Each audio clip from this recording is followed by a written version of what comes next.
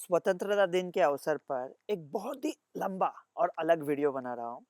उम्मीद है आपको पसंद आएगा और चंद लोगों को नहीं भी पसंद आया तो आज़ादी मिलके 75 साल हो गए यार।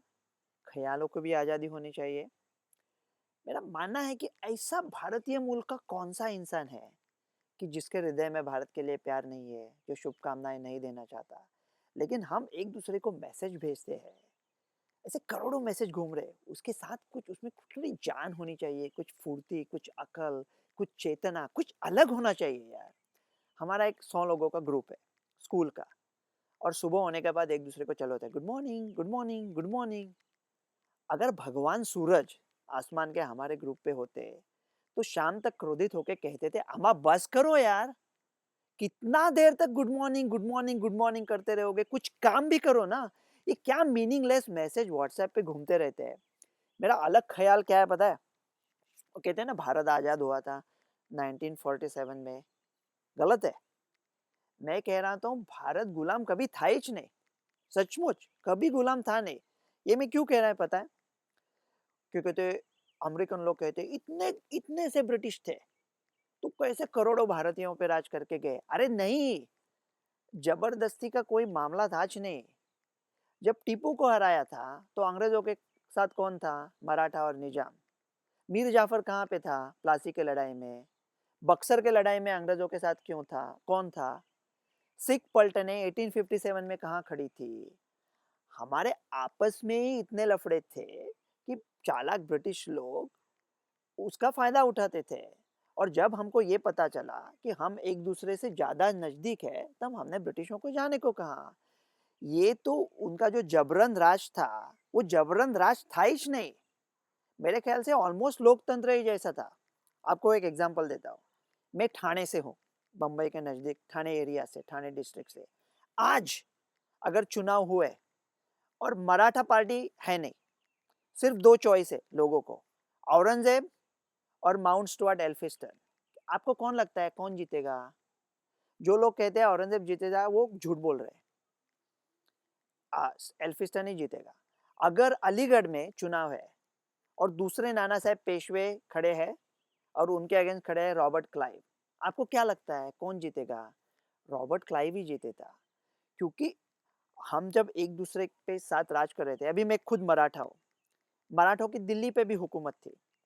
जब हुकूमत थी तब वो चौथाई और सर देशमुखी उनके पास थे, मतलब महसूल का 25% हिस्सा लेते थे वो। लेकिन वो हिस्सा लेके क्या करते थे? पुणे में आके खाना खाते थे। अगर हिस्सा लिया है महसूल का, मैं खुद मराठी हूँ और तन से ये बात कर रहा हूँ, अगर महसूल लिया है तो महसूल का प्रशासन करो ना। वो लोगों पे खर्च करो, वहाँ पे बसें बांधो, बाकी कुछ करो। इसके ये सब बाद में हुआ लफड़ा। शिवाजी महाराज के टाइम पे ऐसा नहीं था। शिवाजी महाराज प्रशासन की बहुत सोचते थे। अगर हमारे शिवाजी महाराज 100 साल जीते ना तो अंग्रेज भारत में आना दूर की बात है। अभी हिथरो का नाम आज हिरोजी हवाई अड्डा या ऐसा कुछ होता था। मतलब अंग्रेज भारत में आने का चांस ही नहीं था अगर हमारे शिवाजी महाराज होते तो हमारे एक दूसरे में इतने लफड़े होते थे। इसके वजह से ये ब्रिटिश लोग आ गए। अभी हम लोग क्या कहते हैं कि हमको ये ब्रिटिशों का नहीं चाहिए, तो ये ब्रिटिश चले गए लेकिन अपने बाबू छोड़ गए, मतलब अपने जो बाबू लोग हैं। क्योंकि वो अभी क्या करते हैं, नाम बदली करते हैं। मतलब अभी नाम बदली किया तो बॉम्बे का कर दिया मुंबई। अरे बॉम्बे ब्रिटिश नाम है ही नहीं, बॉम्बे पुर्तगीज है। बॉम बाया, गुड बे। और मैं क्या कहता हूँ, अगर आपको नाम चेंज करना है ना, अभी एक जू है, प्राणी संग्रहालय बम्बई में, जाके देख के आओ कैसा दिखता है वो। उसका नाम चेंज कर दिया है। अरे जू आपको अच्छा करना है तो नाम मत चेंज करो, उसमें जानवर बदलो। लंदन जू देख के आओ, सैन फ्रांसिस्को को देखो, इंसब्रुक का देखो, और बाद में ये देखो बम्बई का कैसा है।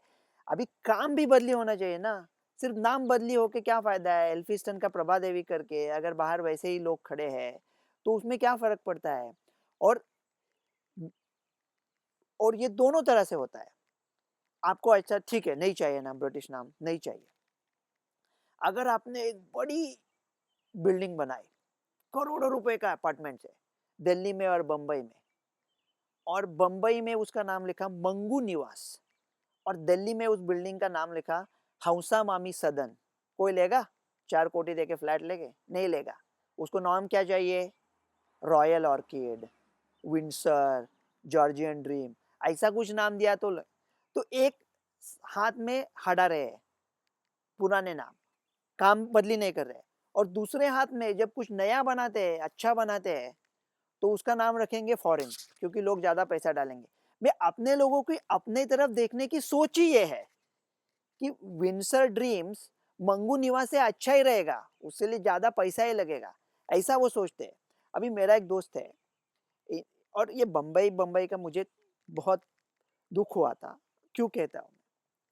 मैं मूवी भी बनाता हूँ, और रिमेंबर एमनेशिया करके मैंने एक मूवी बनाया था।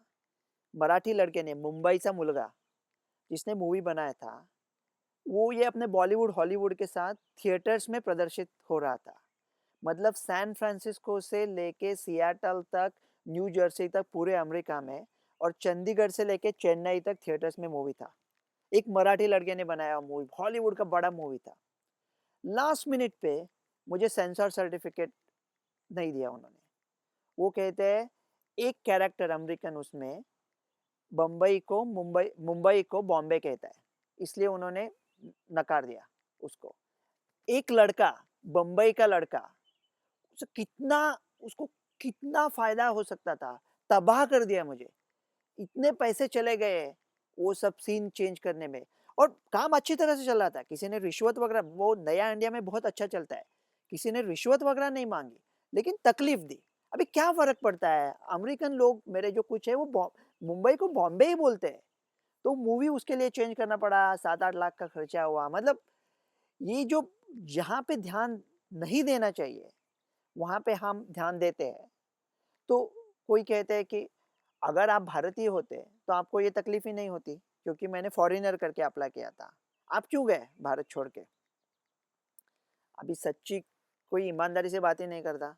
ईमानदारी में बोला तो कम काम करके ज़्यादा पैसा मिलता है, इसलिए भारत छोड़ के गया।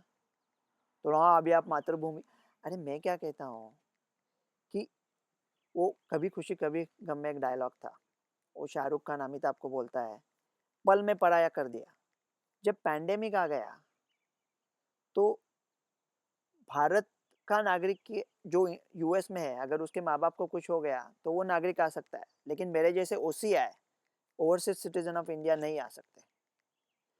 जो ग्रीन कार्ड होल्डर्स है अमेरिका के, उनको कई ज़्यादा राइट्स है अमेरिका में, जो भारत के किसी ओसीआई होल्डर को है। तो मैं क्या कहता हूँ, आप कहते हैं ना आप भारत छोड़ के चले, आप कैसा कह सकते हो भारत छोड़ के चले गए?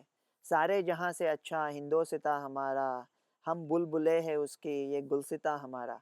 तो क्या ये हमारा गुलसिता नहीं है? हम उसकी बुलबुले नहीं है? अरे बुला बुला के किसी ने नहीं बुलाया तो भी हम लोग बुलबुल जाते हैं, वहाँ इंडिया पहुँच जाते हैं हर साल।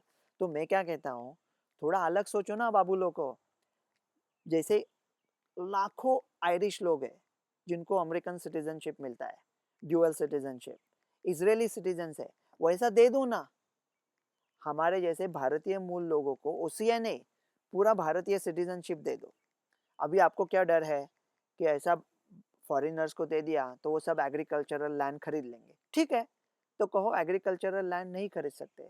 और आपको क्या लगता है ये फॉरेनर्स आके भारत की जनता को तकलीफ दे तो खराब है, और ये 2 टके के गुंडे और 2 कौड़ी के राजनीतिक वो करोड़ों रुपया हड़प करके पूरा जमीन खरीद लेते हैं, वो अच्छा है, लेकिन फॉरेनर्स नहीं चाहिए तुमको। ये फॉरेनर्स है नहीं।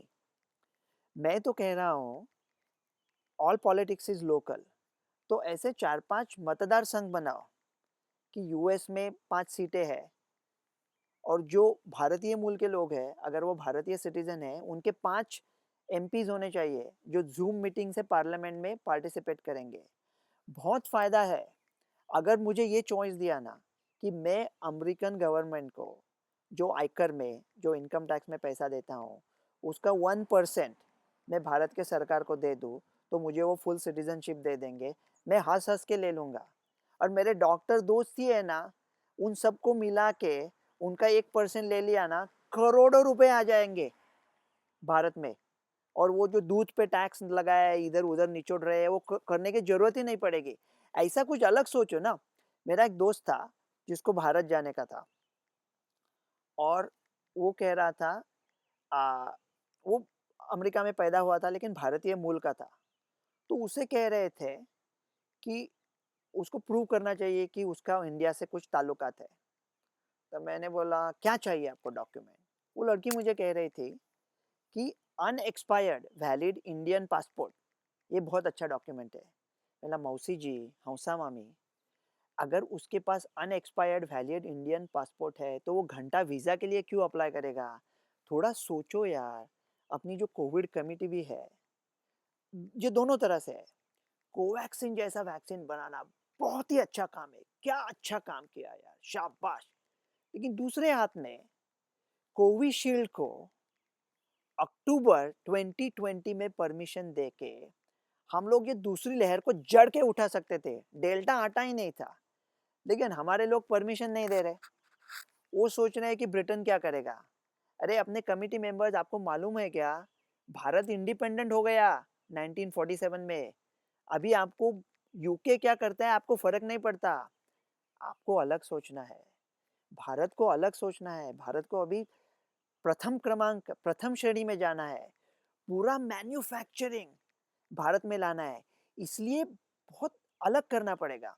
अगर कोई बाहर का आदमी, कोई जर्मन हो या ब्रिटिशर हो, अमेरिका हो, मेरे जैसे लोग अमेरिका के नागरिक हो सकते हैं, तो अमेरिका के लोग भारत में आके भारत के नागरिक क्यों नहीं हो सकते? उनके लिए वो खोल दो, भारत के ग्रीन कार्ड बना दो। ऐसा कुछ अलग सोचो, अभी मौका सही है। और थोड़ी हम खुद के तरफ देखते हैं ना, उसमें भी थोड़ी खामियाँ है। भारत बहुत अच्छा है, लोकतंत्र है, लोग इतने अच्छे हैं, सब अभी साफ-सुथरा काम चल रहा है, रिश्वत, घूसखोरी सब कम हो रही, कितना अच्छा है इंडिया, कितनी बरकत हो सकती है, कितनी और चीज़ें हो सकती है। एक बार बहादुर शाह ज़फ़र को एक अंग्रेज़ ने कहा था, दुमदुमाए दम नहीं अब खैर माँगो जान की, ऐ जफ़र अब ठंडी हुई शमशेर हिंदुस्तान की। जफ़र ने उसी समय कह दिया, हिंदियों में बू रहेगी जब तलक ईमान की, तब तो लंदन तक चलेगी तेग हिंदुस्तान की। जफर भी हमारा है, तुलसीदास भी हमारे हैं, अकबर भी हमारा है, राणा प्रताप भी हमारे हैं। विविधता में एकता है, हम सब लोग साथ में है। अपि स्वर्णमयी लंका लक्ष्मणा मह्यम न रोचते, जननी जन्म भूमिश्च स्वर्गादपि गरीयसी। तो भी ऐसा कुछ सोचना है। क्रिकेट की परिभाषा में बात किया तो 75 सिंगल्स लेके अभी हम 75 तक पहुंचे हैं। अभी 6 छक्के लगाने हैं और चाइना को एकदम पीछे डालना है। पूरा मैन्युफैक्चरिंग भारत में लाना है। भारत का ऑरेंज, क्या कुछ ग्रीन कार्ड, ऑरेंज कार्ड ऐसा जैसा अमेरिका का होता है वैसा बनाना है। और मुझे ये देखना है कि बाकी के सारे देशों में भारतीय दूतावास के सामने कतारें लगी है भारत में आके काम करने के लिए। जय हिंद, स्वतंत्रता दिन की शुभकामनाएं। डॉक्टर रवि गोडसे।